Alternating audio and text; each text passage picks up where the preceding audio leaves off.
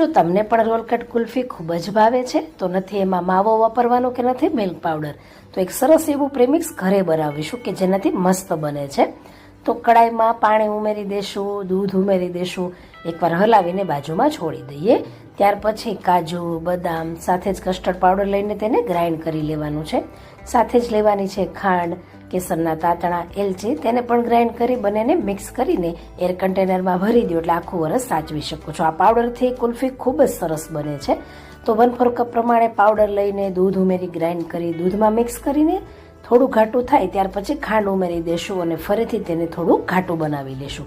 એકદમ ઠંડુ કરી એર કન્ટેનરમાં ભરીને ફ્રીજમાં 6 થી 7 કલાક સેટ કરીશું એટલે સરસ એવી કુલ્ફી છે એ રેડી થઈ જતી હોય છે. તો આ રીતે તમે એકવાર પાવડર બનાવી લ્યો તો ગમે ત્યારે તમે કુલ્ફી બનાવી શકો છો. અને રેસીપી ગમે તો પેજને ફોલો કરજો અને શેર કરવાનું ન ભૂલશો. જય શ્રી કૃષ્ણ.